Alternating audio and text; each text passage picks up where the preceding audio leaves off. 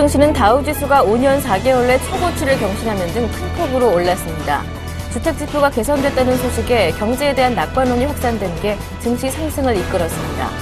버냉키 의장이 전날에 이어 양적 완화의 필요성을 재차 역설한 것도 투심을 자극했습니다.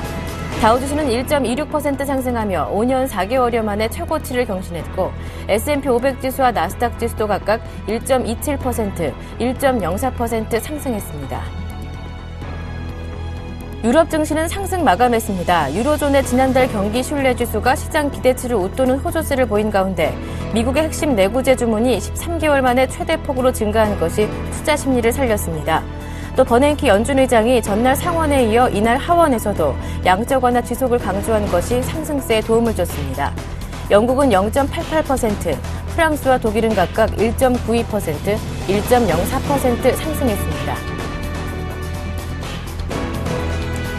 미국의 1월 잠정주택 판매 지수가 전월 대비 4.5% 증가한 105.9를 기록했습니다.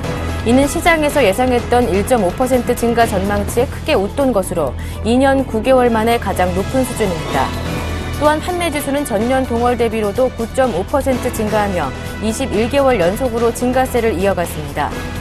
1월 내구재 주문은 민간 및 군용 항공기 주문 감소로 5.2% 급락했습니다. 하지만 변동폭이 큰 운송재를 제외한 내구재 주문은 1년 만에 최고대로 상승하며 개선된 투자 분위기가 지속되고 있음을 보여줬습니다. 벤 버냉키 연방준비제도 의장이 또다시 양적 완화의 필요성을 강조하면서 실업률이 개선되지 않을 경우 추가 부양 가능성까지 언급했습니다. 초저금리 기조도 장기간 지속될 것임을 시사했습니다. 버냉키 의장은 하원 금융서비스위원회에 출석한 자리에서 미국의 경제 성장 속도는 여전히 완만한 수준에 머물고 있는 만큼 시퀘스터로 재정지출 삭감이 이뤄질 경우 단기적으로 경제 회복에는 상당한 부담이 될 수 있다고 말했습니다. 버락 오바마 미국 대통령이 재정지출 자동삭감 조치인 시퀘스터가 발동되는 다음 달 1일 의회 지도부와 대책 마련을 논의하는 회동을 갖기로 했습니다. 이번 회동에는 오바마 대통령을 비롯해 공화당 출신인 존 베이너 하원의장, 리치 매코널 공화당 상원 원내대표, 해리 리드 민주당 상원 원내대표와 하원 대표인 낸시 펠로시 등이 참석할 예정입니다. 마리오 드라기 유럽중앙은행 총재는 유로존의 경기 회복세가 아주 더디며 하반기부터야 회복을 시작할 것이라고 전망했습니다. 이에 따라 통화정책은 부양 기조를 유지하고 있고 출구 전략은 염두에 두고 있지 않다고 말했습니다.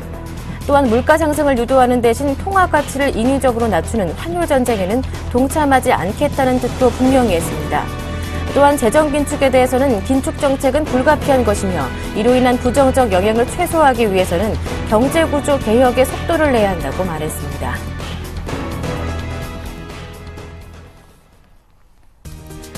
안녕하세요. 굿모닝 대박 예감 김보람입니다. 어제 코스피는 거래 대금은 부진했지만 소폭 올라서 2004로 마감됐습니다. 벤 버냉키 연준 의장이 하원에서 양적 완화의 필요성을 강조한 것이 투자 심리를 자극했는데요. 네, 코스닥도 이틀째 올라서 4개월여 만에 530선을 회복했다고 합니다. 앞서 마감된 미국과 유럽 증시 모두 올랐다고 하는데요. 경제 지표도 호조를 보였고 벤 버냉키 연준 의장이 하원에서도 양적 완화 필요성을 강조하면서 상승세를 이끄는 모습이었습니다. 다우지수는 5년 4개월 만에 최고치로 올랐다고 하는데요. 오늘 국내 증시에서도 버냉키의 발언 약발이 발휘될 수 있을까요? 글로벌 증시 주요 이슈 면면을 따져보고 오늘장 흐름을 전망하겠습니다. 굿모닝 대박 예감 1부 시작합니다.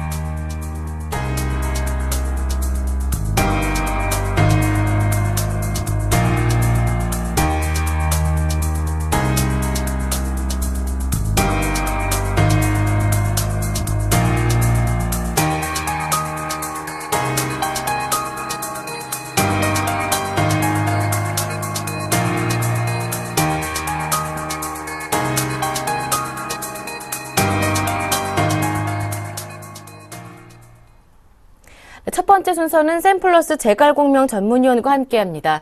글로벌 증시 마감부터 야간 선물 동향 점검과 오늘 시황 그리고 선물 옵션 전망 그에 따른 대응 전략까지 자세하게 세워보는 시간인데요. 재갈공명 한영섭 전문위원 전화 연결해 보겠습니다. 안녕하세요. 네, 안녕하십니까. 제갈 공매입니다. 네, 경제 지표도 호조를 보였고요. 또 벤 버냉키 연준 의장의 하원 발언으로 뉴욕 증시가 큰 폭으로 올랐더라고요. 네, 조금 전 미국 증시는 상승 마감했습니다. 3일 연속 급락과 급등을 반복하여 변동성이 증가하는 모습을 보였습니다. 다우지수가 14,075까지 175포인트 급등하였고, 나스닥 종합지수는 3,162까지 32포인트, S&P 500은 1,515까지 19포인트 상승하였습니다. 시초가 부하권에서 혼주세로 출발하여 장중 내내 상승세가 지속되며 다우, 나스닥, S&P 500 3대 지수 모두 동반 급등하여 일중 최고치 부근에 마감하였습니다.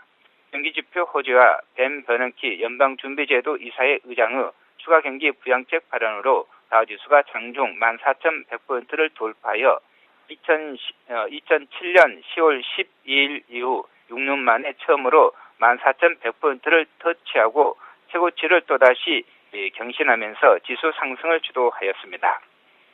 시계스트 발동을 앞두고 유럽발 악재와 경기 부양책 중단 논란으로 놀랐던 투자자들이 재차 안도하며 주식 매수를 재개하여 금융, 부동산, IT 등 주도주 중심으로 상승이 재개되었습니다. 벤 버냉키 연방준비제도 이사회 의장이 하원 금융서비스위원회 출석에 또다시 양적 완화 필요성을 강조하며 실업률이 개선되지 않으면 실업률이 개선될 때까지 추가 경기 부양도 가능하다 언급하였고 1월 미결 주택 매매 건수 증가율이 전월 대비 4.5% 증가한 105.9로 예상치 1.5% 증가를 크게 상회하며 2010년 4월 이후 2년 9개월 만에 가장 높은 수준을 기록해 주택시장이 지난해에 이어 올해도 지속 개선될 것으로 전망되었습니다. 또한 1월 내구재 주문은 변동성이 큰 항공기 자동차 주문 감소로 부진했지만 핵심 내구재 주문은 13개월 만에 가장 큰 폭으로 증가하여 전월 대비 5.2% 감소 우려를 해소시켰으며 시계스트 발동을 막기 위한 오바마 대통령과 의회 간의 내달 1일 회동을 가질 전망이어서 전망이고 오바마 대통령과 존 베이너 하원 의장, 니치 맥코넬 공화당 상원 원내대표, 해리 리드 민주당 상원 원내대표, 하원 대표인 낸시 펠로시 등이 참석할 예정이어서 시장의 기대감을 갖게 하였습니다. 금융, 자동차, 건설, 반도체, IT, 운송, 철강 업종 등 128개 업종이 상승해 업종 상승률이 무려 90% 이상으로 대부분 업종이 상승하였습니다. 종목별로는 다우 30종목 중 27개, 나스닥 100 종목 중 86개, S&P 500 종목 중 454개의 종목이 상승해 종목 상승률 또한 90% 이상으로 하락한 종목을 찾기 어려울 정도로 대부분 종목이 상승하였습니다. 할인 소매 업체인 달러트리가 실적 호조로 10.49% 폭등하였고 시어즈가 4.49%, JP 모건이 3.53%, 포도가 3.43% 급등한 것을 비롯해 캐터필러, 보잉, 마이크론, 모토로라, 골드만삭스, 뱅크 오브 아메리카 등이 상승하며 장세를 주도하였습니다. 미국과 유럽 증시 투자 전략은 중장기 상승 추세가 지속 중이어서 다우지수 사상 최고치 경신에 대비한 긍정적 마인드 지속 유지하되 단기적으로는 변동성 증가에도 대비해 일정 부분은 현금을 보유하는 전략을 제시해드리겠습니다. 네, 이렇게 해서 뉴욕 증시 마감 상황 자세한 내용까지 들어봤습니다. 이어서 야간 선물지수 마감 상황은 어떤지 짚어보겠습니다. 네, 새벽에 마감한 야간 선물시장은 주간시장 대비해서 2.35포인트 상승한 268.50에 마감하였습니다. 저점 265.95, 고점 268.70으로 2.75포인트 범위 내에서 움직였습니다. 거량은 25,230계약으로 3월물 만기를 2주 앞두고 3일 연속 2만 계약 이상으로 크게 증가하며 활발하게 거래되었습니다. 시초가 부합 출발로 260포인트 전후를 저점으로 박스권이 지속되다 미국 증시가 개장 후 급등하자 자정 이후 268.70까지 상승한 상태에서 일종 최고치 부근에 마감하였습니다. 미국 증시 개장 직후 급등한 것을 제외하고는 당 초반에는 강보합권에서 당 막판에는 일중 최고치 부근에서 박스권이 지속되며 추장이 연출되었습니다. 개인이 266계약 매도하고 외국인이 130계약, 기관이 25계약 매수하며 개인의 매도 대 외국인과 기관의 매수가 대립하였습니다. 장중 내내 개인 외국인 기관의 매매가 방향성을 잡지 못하고 매도와 순매수를 오가며 뚜렷한 매매 주체가 부각되지 못했습니다. 야간 옵션 시장은 선물 상승으로 콜이 급등하고 풋은 급락하였습니다. 선물 지수가 시초가 이후 급등하자 콜 옵션은 전략 후강으로 40% 이상 급등했는데 특히 콜 옵션 외가격이 투기적으로 2배 가까이 급등했으며 반면 풋 옵션은 30% 가까이 하락하였습니다. 포드로플 위칭데이 만기를 2주 앞두고 박스권에서 제한적인 변동성이 전개되었다 할 수 있겠습니다. 네, 앞서 미국 증시가 큰 폭으로 올라서 마감한 가운데 오늘 국내 증시 출발도 기대됩니다. 국내 증시 그리고 선물 옵션 시장 전망과 함께 그에 따른 대응 전략까지 자세하게 들어보겠습니다. 네, 전일 국내 증시는 미국 증시의 상승으로 갭 상승에 장 초반 2014포인트까지 올랐으나 경제 매물의 출회로 재차 밀리면서 장중 2005포인트를 중심으로 지루한 박스권 매매 공방이 전개되다 강보권에 마감하였습니다. 한국전력, 한국가스공사, 삼성전자, 현대자동차, 현대모비스, 기아자동차, SK텔레콤 등 전기가스, 자동차, 통신업종 등 경기방어주와 환율 수혜업종을 중심으로 상승하며 종합지수가 2000포인트가 지지되었습니다. 선물옵션 만기를 2주 앞두고 지수가 박스권에 갇힌 채 외국인과 기관들의 옵션 양매도가 전개되어 콜 풋옵션은 방향성과 관계없이 동반 하락하였습니다. 종합지수가 2030포인트, 선물지수가 270포인트 돌파를 시도하다 재차 밀려 2000포인트 안착을 시도하고 있습니다. 중장기 상승 추세 유지하며 2050포인트 돌파에 대비하되 단기적으로 미국의 시퀘스트 문제 그리고 환율 불안정성 등으로 힘겨루기가 진행되며 종합지수 1970에서 2030포인트 박스권이 좀 더 연장될 가능성도 높습니다. 현물은 종목별 업종별로 순환매 상승 흐름이 지속될 것이니 주도주와 주도업종 중심으로 공략을 지속하며 순환매 관점에서 대응하고 선물 옵션은 만기를 2주 앞두고 변동성이 증가할 수 있으니 박스권 매매로 단기 대응이 필요하겠습니다. 오늘 시장은 시초가 상승 출발에 종합지수 2020, 선물지수 268포인트를 상회하고 종합지수 2025포인트 돌파를 시도하면서 박스권 고점을 높여갈 것으로 전망되고 있습니다. 대응 전략은 장 초반 갭 상승 후 조정 시 선물 267.50 전후에서 매수하고 상승 시 269.00포인트 전후에서 차익 실현한 시에 선물지수 270 부근에서는 매도로 대응하시기 바랍니다. 단 시장이 추가 상승도 그리고 조정도 가능한 시점이므로 예상과 다를 경우 진입가 대비해서 0.5포인트 손실 시는 반드시 선제로 시장을 재점검하시기 바라겠습니다. 오늘 저점은 종합지수 2015, 선물지수 267포인트, 고점은 종합지수 2030, 선물지수 270포인트를 제시하며 하락시 시선은 선물지수 267, 상승시 저항선은 선물지수 269포인트, 그리고 최대 변동폭은 선물로 하한선 265에서 상한선 271포인트를 제시하겠습니다.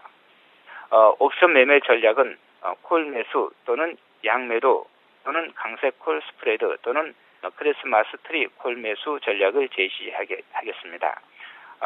양매도는 콜과 풋 옵션을 동시에 매도하는 것으로 지수 변동성이 제한된 채 박스권에서 등락을 반복할 경우 유리하고 강세 콜 스프레드는 콜 내가격 매수에 등가격 매도로 지수가 상승하되 장 초반 이후 변동성이 증가하지 않으면 등가격 매도에서 수익이 날 수 있는 포지션이며 크리스마스 트리 콜 매수는 콜 내가격 매수에 콜 등가격 매도와 콜 외가격 매도로 옵션 매수와 매도 후 델타 값을 0으로 중립으로 유지한 상태에서 지수가 상승하되 큰 폭 상승만 하지 않고 박스권에 머무를 경우 등가격과 외가격 콜 매도에서 안정적 수익이 가능한 전략이 될 수 있겠습니다.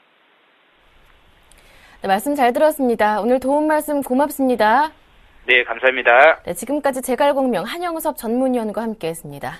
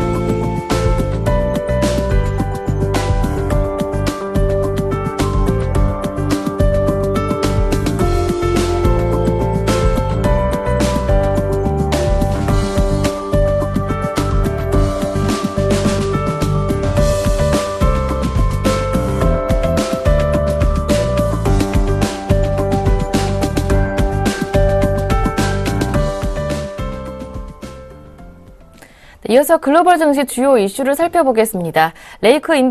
레이크슈어 인베스터스의 이현민 이사님 오늘도 함께합니다. 안녕하세요. 안녕하십니까. 네, 오늘이 미국 연방정부의 재정지출 자동삭감 시퀘스터 마감일인데 아직까지 합의안 도출은 조금 어려울 것 같아요. 그렇습니다. 실질적인 합의안을 제출한 당이 현재 없는 상태죠. 네. 이렇게 된다면 예정대로 시퀘스터가 발동이 되고 양당이 이 중간에 이를 합의하는 그런 수순이 나오지 않을까 이렇게 예측을 할 수가 있겠습니다. 오늘까지 미국 시간으로는 이제 내일까지라고 볼 수가 있겠는데요. 오늘 이제 그 데드라인이 그 코앞에 닥쳐온 그런 흐름입니다. 따라서 일시적인 회기 마감일까지인 5월 달이나 9월까지 일시 연장이 없을 경우에는 3월 1일부터 이른바 연방정부의 재정지출 자동삭감 시퀘스터가 발동이 되는 그런 흐름이라고 볼 수가 있겠습니다. 특히 공화당이 버티기 국면을 가져가고 있어서 오바마 대통령이 그동안 이 시퀘스터 합의 내용을 적용을 했지만 실질적인 성과는 현재 없는 그런 흐름이라고 볼 수가 있겠습니다. 이렇게 이제 발동이 되게 되면 예산상으로는 정부 지출이 올해 850억 달러가 감축이 되고 그 내년부터 2013년 회기부터 10년간 1조 2천억 달러가 10년간 평균 1,100억 달러 정도로 감축이 되는 이런 이행 수순을 현재 가지고 있는 상태입니다. 오늘 이제 미국 시간으로는 내일 양당은 상원에서의 모임을 자체적으로 갖고 이른바 이제 저쪽이죠. 이제 그 민주당인 경우에는 이제 공화당은 민주당이 내놓을 수 있는 안에 대해서 자체적으로 대체 방안을 선택하는 이런 내용의 모임을 갖기로 현재 내용이 나와 있는 상태입니다.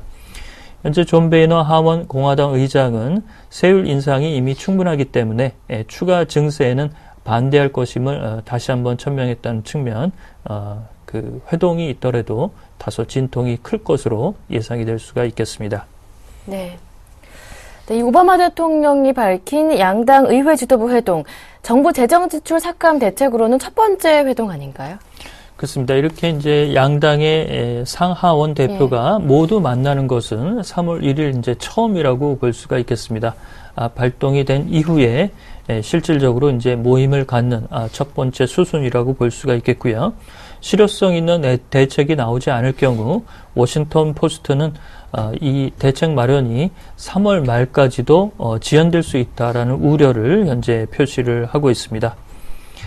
이번 1일 회동에서는 민주당의 상원 원내대표와 하원 원내대표가 모두 참석하고요. 공화당도 존 베이너 하원 의장과 상원 대표인 미치 매코넬 대표가 참석할 예정으로 되어 있습니다.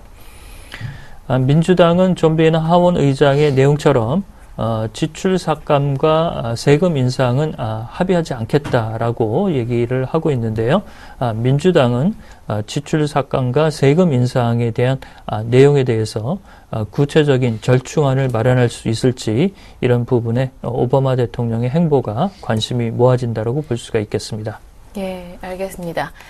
한편 시퀘스터 데드라인 도래에도 불구하고 이렇다 할 진전이 없자 이 피치가 다시 미국의 신용등급을 강등할 수 있다 경고했다고요. 그렇습니다. 가장 현재 그 관심이 많고 이 그 언론에 대해서 불편한 심기를 표출하는 것이 이제 피치사라고 볼 수가 있겠는데요. 작년 말에도 만약에 이 시퀘스터가 장기적인 합의안을 도출하지 못할 경우 미국의 국가 신용 등급을 강등할 수 있다라고 얘기를 했고 오늘 새벽에도 이러한 내용을 흘렸습니다. 역시 이제 진전이 없고 데드라인이 하루 앞으로 다가오자 이에 대한 경고성 발언으로 읽힌다라고 볼 수가 있겠고요. 피치는 만약에 실질적이고 장기적인 정부 지출 감축안을 내놓지 못할 경우에는 연내에 미국의 국가 신용 등급을 현재의 최고 등급에서 한 단계 낮출 수 있다는 입장을 가지고 있다라고 볼 수가 있겠습니다. 현재 그 미국의 신용 등급은 지지난해였죠. 그 S&P가 국가 신용 등급을 한 단계 강등을 했고 피치와 무디스는 최고 등급을 유지하고 있는 상태입니다. 네. 그래서 초미의 관심이 되고 있는 이제 데드라인 임박한 미국의 시퀘스터 먼저 살펴봤고요. 이번에는 유럽 쪽으로 넘어가 보겠습니다. 22 드라기 총재가 당분간 출구 전략은 검토하고 있지 않다라고 밝혔다고 하는데요. 이 내용 자세하게 들어볼게요. 네.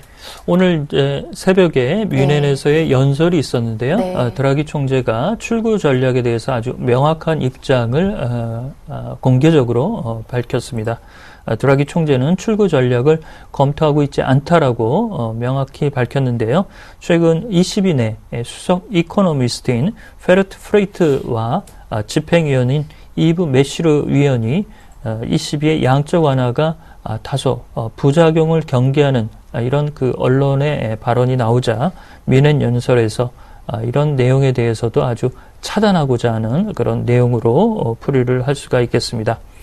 드라기 총재는 현재 ECB의 통화 기조는 경기 부양 기조를 가져가고 있고 출구 전략은 당분간 검토할 그 내용이 아니다라는 점을 분명히 했습니다. 특히 이제 분데스방크는 ECB의 이런 정책적인 기조에 대해서 크게 이견이 없다는 부분을 말하면서 ECB 드라기 총재의 힘을 좀 실어줬고요. 경기 판단에 대해서는 드라기 총재가 역시 지난해 12월 달에 밝힌 유로존의 경기 회복세는 매우 더딘 상태고 하반기나 경기 회복에 대해서 기대할 수 있겠다라는 내용을 그대로 인용을 했습니다. 최근 그 프랑스를 중심으로 유로와 환율을 가치 절하에 좀 나서야 되지 않느냐 이런 내용들이 많이 나오고 있는데요. 드라기 총재는 환율을 통화 정책의 목표로 삼지 않겠다라는 내용을 확인해서 최근 프랑스의 아르노 몽트루 산업장관이 밝힌 환율 전쟁에 유로화도 동참해야 된다 이런 내용에 대해서 선을 좀 긋는 그런 모습이라고 볼 수가 있겠습니다. 네.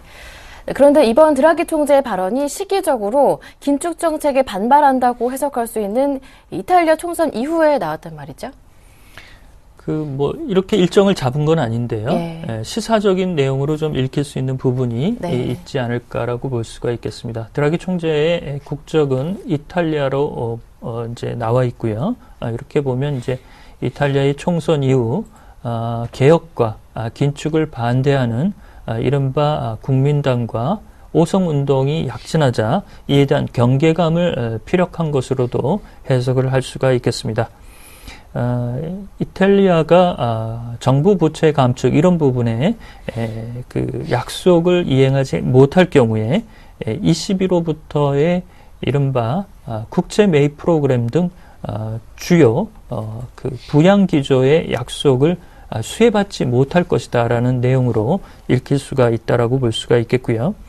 이렇게 되면 그 이탈리아의 움직임이 전반적으로 연정 구성이나 이런 부분에 속도를 좀 내야 될 것으로 볼 수가 있겠는데요.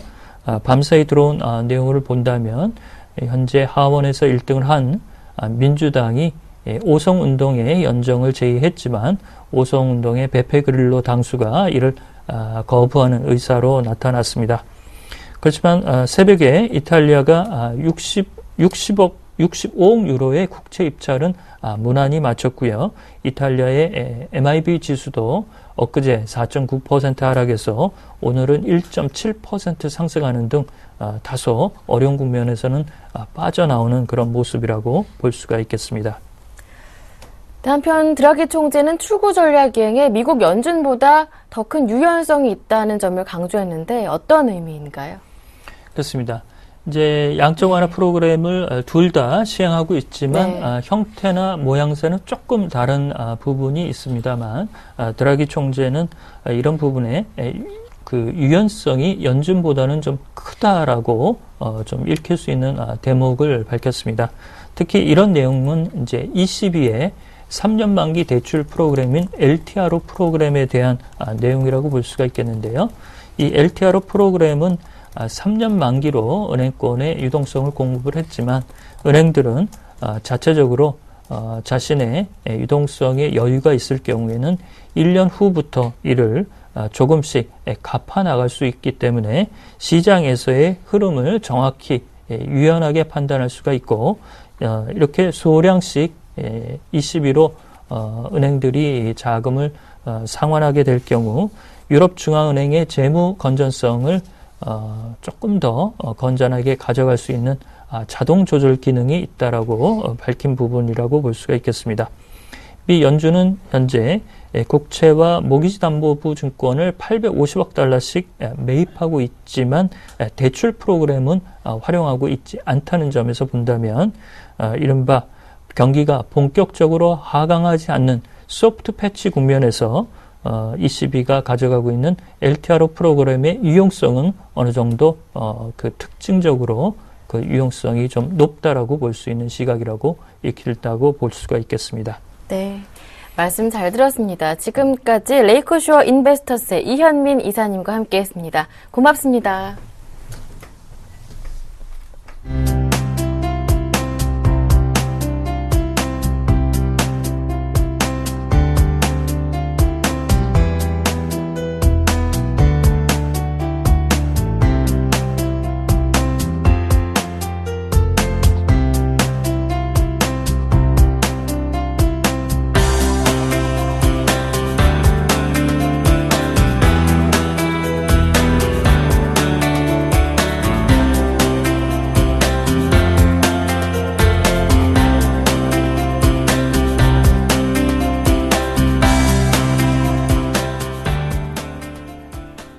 이어서 오늘장 전략을 세워보겠습니다. 이번 순서는 YG인베스트 심규현 대표님과 함께합니다. 안녕하세요. 네, 안녕하십니까.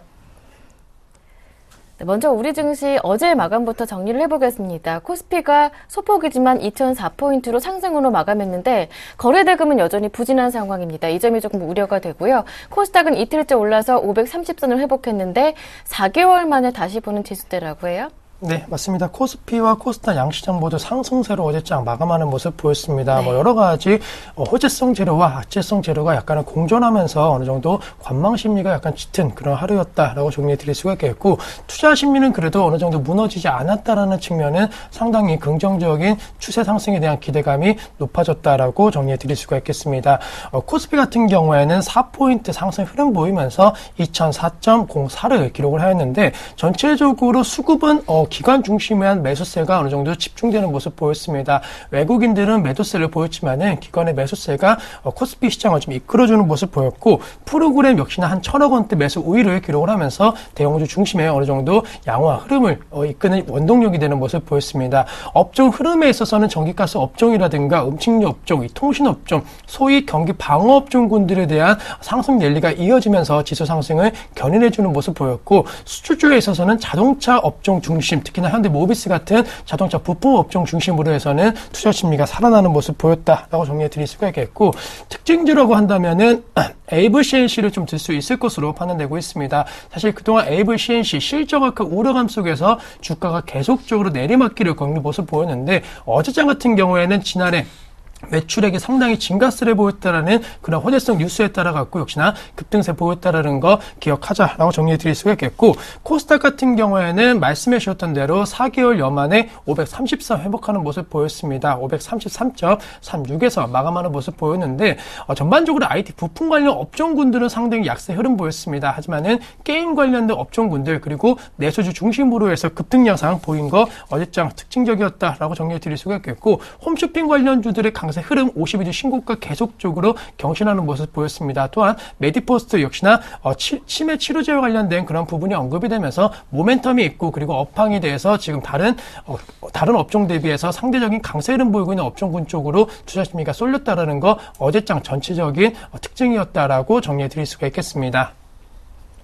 네, 어제장 먼저 이렇게 정리를 해봤고요. 오늘장 체크해봐야 할 포인트 어떤 것들이 있는지 이어서 살펴보겠습니다.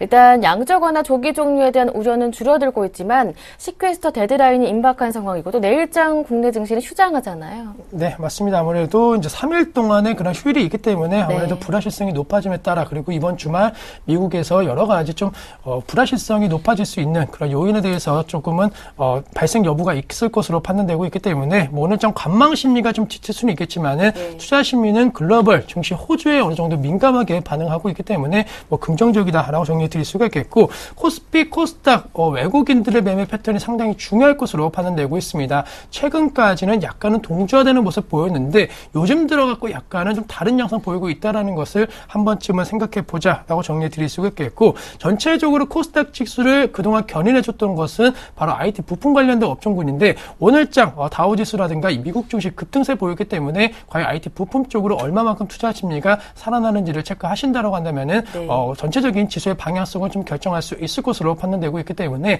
대형주 중심의 장세에 있어서는 외국인, 그리고 코스닥에 있어서는 IT 부품 관련된 업종군들의 매매 추임이, 그리고 주가 흐름을 좀 보자라고 정리해 드리도록 하겠습니다. 네. 네, 코스피 쪽에서는 외국인의 수급 주목해서 살펴보시고요. 그리고 코스닥 쪽에서는 IT 부품 주목해서 살펴보시면 되겠다라는 얘기까지 들어봤고요. 네, 그렇다면 국내 증시 오늘장 전략은 어떻게 세워보면 좋은지 이어서 들어볼게요. 네, 우선은 전체적으로 대형주 중심 그동안은 약간은 강한 업종군 쪽으로 투자 심리가 살아났는데, 어제장부터는 약간 낙폭과대 업종군들에 대한 반등 강도 기대감이 높아지고 있습니다. 물론 경기 방어 업종 그동안 많이 올랐던 만큼 우려감도 있지만은 전체적으로 어제장 같은 분위기가 오늘장에서는 이어지지 않을 것으로 판단되고 있다는 거, 아무래도 미국 증시가 1% 넘는 상승 흐름 보임에 따라 갖고 스키스터 관련된 부분에 있어서는 극적인 어느 정도 합의에 대한 기대감이 높아진 것으로 판단되고 있습니다. 따라서 그러한 분위기가 만약에 우리 증시까지 영향을 미친다고 한다면은 이제는 단기적으로 대형주, 그것도 약간은 낙폭과대 많이 떨어진 업종군 쪽으로 약간 투자 심리가 단기적으로 쏠릴 가능성이 있을 것으로 판단되고 있기 때문에 지금까지 확정 지을 수는 없겠지만 오늘장 장 초반 분위기부터 이런 흐름이 나오는지를 체크하면서 전략을 세워보자라고 정리해 드릴 수가 있겠고, 무엇보다도 지금 시점 역시나 실적 개선 기대감이 큰 업종과 종목 쪽으로는 지속적인 매수 혹은 보유하고 계신 분들은 계속적인 홀딩 전략이 필요할 것으로 판단되고 있습니다. 앞서 말씀드린 부분은 단기적인 접근, 그리고 이건 불확실성이 높기 때문에 체크가 필요하다라고 말씀을 드렸는데, 실적이 개선이 되고 업황이 호조되고 그리고 수출이 늘어나는 기업 같은 경우에는 주가가 계속적으로 고공행진하고 있기 때문에 좀 안정적이고, 그리고 약간은 중장기적으로 높은 수익을 거두시려고 하신다면 이러한 업종과 종목 쪽으로는 꾸준히 관심을 가지셔야 된다라고 정리해 드릴 수가 있겠고, 자동차 업종군들에 대한 반등 강도가 조금 더 나올 것으로 판단되고 있습니다. 아무래도 엔화 약세보다는 엔화 강세 흐름으로 전환될 가능성이 높다라는 거, 멀리 봤을 때는 엔화 약세 흐름이 지속이 될 수도 있겠지만은 최근 들어서 엔화 강세로 전환 가능성이 상당히 높다라는 거, 그리고 글로벌 환율 시장에 있어서도 약간은 변화 가능성이 나오고 있기 때문에 그동안 많이 떨어졌고, 그리고 그동안 환율적인 움직임에 따라 갖고 실적 아까 우려감 나왔던 자동차 업종군들에 대한 반등 강도는 더욱더 나올 수 있을 것으로 판단되고 있기 때문에 현대기아차를 필두로 한 자동차 업종군들에 대한 반등 강도를 이용한 매매 전략도 약간은 필요하지 않을까라고 정리해드리면서 키포인트 자동차 업종과 그리고 낙폭과대 업종군들 화학이라든가 이런 업종 쪽으로도 관심 가지시는 전략 필요하다라고 말씀드리도록 하겠습니다. 네. 대형주 가운데서는 자동차 그리고 화학 집중해 볼 수 있겠다라는 말씀 드려봤고요. 다만 낙폭과대 업종 가운데서는 단기적으로 접근하는 게 좋겠다라는 말씀이었습니다. 실적이 좋은 업종들 종목들 꾸준한 관심은 계속되겠습니다. 네, 이어서 오늘의 관심 종목 들어볼게요. 오늘은 어떤 종목 꼽아오셨나요? 네, 우선은 아까 말씀드린 대로 실적이 개선되고 있는 종목군들 꾸준하게 지켜보자라고 말씀을 드렸는데 메디톡스에 대한 관심도 상당히 높아지고 있습니다. 주가 흐름 8만 원대에서 현재 시점 10만 원대까지 올라오는 과정 속에서 상당히 강한 상승 탄력도 그리고 10만 원을 돌파함에 따라 갖고 52주 신고가 경신했는데 그 힘이 계속적으로 어느 정도 남아 있다는 측면을 공략을 하자라고 정리해 드릴 수가 있겠고 메디톡스 같은 경우에는 국내 피부 미용 관련된 시장뿐만이 아니고 이제는 해외 진출이 가장 활발하게 이루어지고 있습니다. 사실 아직까지는 국내 시장에서 그렇게 큰 점유율을 차지하고 있지 못하지만은 아무래도 한류 열풍이라든가 한국의 이미지 경쟁력이 상승을 하면서 해외에서 이 피부 미용과 관련된 산업에 있어서의 한국의 관심도가 많이 높아졌다는 거 메디톡스가 그대로 수혜를 받고 있다라고 정리해 드릴 수가 있겠고 안정적인 수요층이 확보된 상황에서 새로운 수요층이 발생한다라는 거 역시나 실적에 대한 기대감이 그 어느 종목 대비해서도 높아질 것으로 판단되고 있습니다. 따라서 지난해 역시나 계속적인 실적 호조세를 이어갔는데 2013년도 그리고 나아가서 2014년도까지도 기대감은 충분히 작용할 수 있다라고 정리해 드리겠고 우선은 1차적인 목표가 11만 원대를 제시해 드릴 건데 지금 10만 2천 원대에서 어제장 종가 형성이 되었습니다. 이 종목 충분히 이 가격대에서 매수가 가능할 수 있을 것으로 판단되고 있고 한 두 달여 안으로는 충분히 11만 원대 지금보다 약 10% 정도의 고수익이 가능할 수 있다는 측면을 염두를 하자라고 정리해드리면서 목표가 11만 원 제시해드리겠고 비중적인 측면도 약간은 많이 담으셔갖고 한 20%까지는 충분히 담으실 수 있을 것으로 판단되고 있습니다. 따라서 약간은 단기적으로 보셔도 되시고 중장기적으로 13만 원대까지도 보시는 전략 필요하지 않을까라고 정리해드리면서 손절가 9만 5천 원만 이탈되지 않는다라고 한다면은 8만 2천 원대 시작되었던 강한 양봉의 형태에 따른 매수 여력 충분히 이어질 수 있다라고 정리해드리도록 하겠습니다. 네.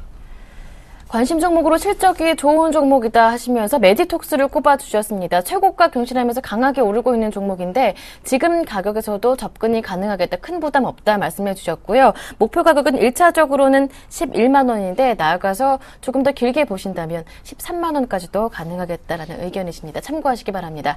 네, 지금까지 YG인베스트의 심규현 대표님의 말씀을 들어봤습니다. 말씀 잘 들었습니다. 고맙습니다.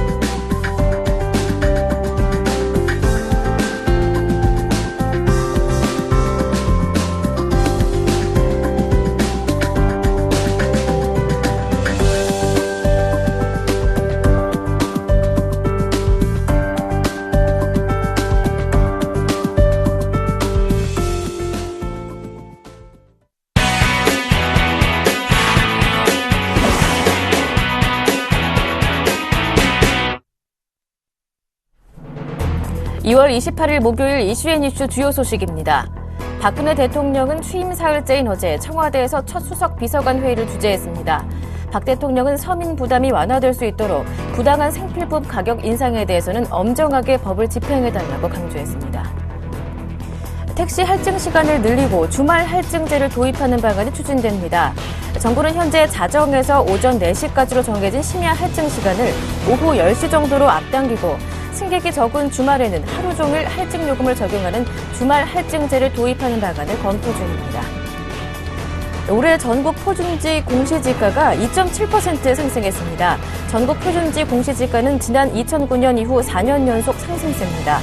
올해도 전국에서 가장 비싼 땅은 서울 중구 충무로 일가의 네이처 리퍼블릭으로 3.3제곱미터당 가격을 환산하면 2억 3,100만 원에 달했습니다. 지난달 경상수지가 12개월 연속 흑자를 기록했습니다. 한국은행에 따르면 지난 1월 경상수지 잠정치는 작년 12월보다 1억 1천만 달러 늘어난 22억 5천만 달러를 기록했습니다. 국내외 주요 경제 이슈를 살펴보는 이슈앤이슈 시간 이어갑니다. 오늘은 서울경제신문 이혜진 기자와 함께합니다. 안녕하세요. 예, 안녕하세요. 어제 박근혜 대통령이 처음 수석 비서관 회의를 가졌습니다. 서민 물가에 대한 우려를 강하게 표현했다고 하는데 계속 서민 생활 물가가 계속 오르고 있잖아요.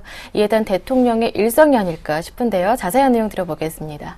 예, 어제 취임 사흘째인 박근혜 대통령은 처음으로 수석 비서관 회의를 개최했는데요. 이 자리에서 박 대통령이 가장 강조한 것은 서민 물가 안정이었습니다. 박 대통령은 서민 부담이 완화될 수 있도록 가격 인상 요인을 최소화하고 부당 편승 인상에 대해서는 엄정하게 법을 집행하는 등 관계 당국이 물가 안정을 위해 더욱 노력을 기울여 달라 이렇게 강조했습니다. 박 대통령의 이 같은 언급은 최근 정권 교체기 권력 공백을 틈타서 기습적으로 제품 가격을 올리고 있는 업체에 대한 경고로 읽힐 수 있습니다. 또 얼마 전 지난해 식료품 물가 상승으로 저소득층의 NGL 지수가 8년 만에 최고치를 기록했다는 조사 결과도 나온 적이 있는데요. 물가 인상으로 서민들의 삶이 그만큼 팍팍해졌기 때문에 이 부분을 강하게 챙기겠다 이런 의지로 볼 수 있습니다. 또 오늘은 올 들어 처음으로 물가관리 회의가 개최되는데요. 채소류, 유류 가격에 대한 안정 대책이 논의됩니다. 지난 이명박 정부에서는 MB 물가 같은 지수를 만들어서 철저하게 정부가 가격을 통제했었는데 이번 정부에서도 이 물가가 상당한 고민거리로 떠오를 것으로 보입니다. 어떻게 보시는지요? 예, 서민의 삶은 물가와 가장 직결되어 있기 때문에 정권 초기에 지지도를 높게 유지하기 위해서는 정부가 강제적인 물가 관리 욕구가 커질 수밖에 없습니다. 현재 업체들이 정권 교체기에 연쇄적으로 식품 가격 인상에 나서고 있는데요. 이명박 정부 초기에도 출범 초에 인플레 압력이 커지자 주요 생필품 가격을 일일이 따로 관리하겠다고 나섰고요. 또 공정거래위원회를 통해서 그 가격을 올리는 업종마다 특별 조사에 나서기도 했습니다. 지금 서민 생활 품목이 잇따라 오르고 있는데요. 현 상황에서 박근혜 정부의 대응이 상당히 주목됩니다. 기존에 MB정부가 했던 식으로 물가 때려잡기 식으로 나섰다고는 결국 소리만 요란하고 실제 그 실효는 없을 수 있는 그런 부작용이 있는데요. 또 소비자가 몰릴 수 있는 그 착한 가격에 소비자가 몰릴 수 있는 합리적인 유통 구조 마련이 그 근본적으로 요구되고 있습니다. 네. 네, 유동성이 많이 풀린 상황에서 물가 관리는 우리뿐만 아니라 어느 정부에서든 큰 고민거리일 수밖에 없는데요. 그런데 최근 택시요금도 오를 공산이 크다고 하더라고요. 어떤 내용인지 들어볼게요.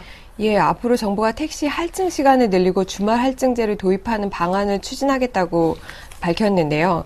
최근 정부와 택시 업계가 택시 지원을 놓고 그동안 그 입법 갈등을 빚어왔는데요. 정부가 이번에 택시 지원 방안을 마련해서 공청회를 갔습니다.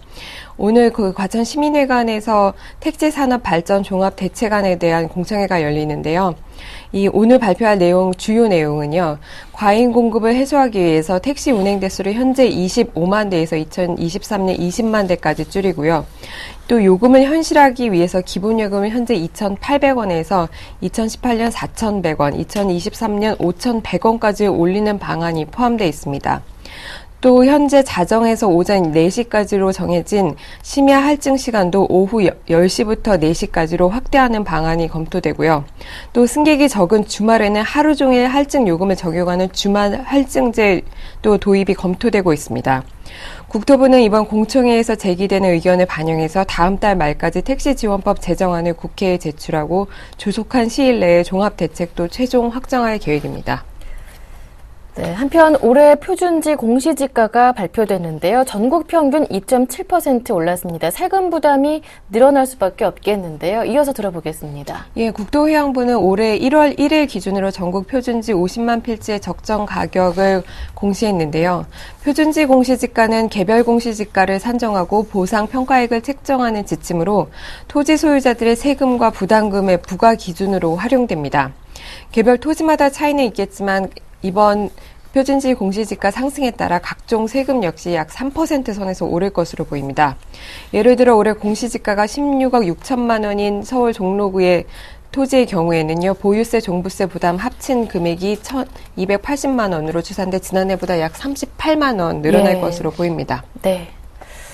네, 지난 연말부터 원화 강세로 수출에 대한 우려가 굉장히 컸었는데요. 실제로 드러나 보니 수출 성적표는 그다지 나쁘지 않았다고 합니다. 지난 1월 경상수지 내용 자세하게 살펴보겠습니다. 예, 환율 전쟁으로 인해서 경상수지 악화에 대한 우려가 컸는데요. 일단 좀 선방한 성적표를 받아들었습니다. 지난달 경상수지가 12개월 연속 흑자를 기록했습니다. 한국은행에 따르면 1월 경상수지 잠정치는 지난해 12월보다 1억 1천만 달러 늘어난 22억 5천만 달러를 기록했습니다.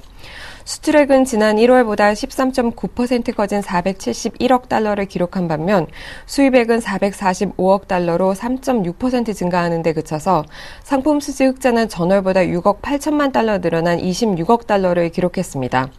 품목별로는 정보통신기기, 석유제품, 승용차 등의 증가율이 높았고요. 지역별로는 중국의 수출세가 확대됐습니다. 반면 서비스 수지는 원화 강세로 외국인 관광객이 줄어든 데다 여행 수지 적자가 늘어나면서 9억 3천만 달러 적자로 돌아섰습니다. 예, 말씀 잘 들었습니다. 네, 지금까지 서울경제신문 이혜진 기자와 함께했습니다. 고맙습니다. 네, 굿모닝 대박예감 1부 순서는 여기에서 모두 마무리 짓고요. 저는 잠시 뒤 2부로 돌아오겠습니다. 함께해 주신 여러분 고맙습니다.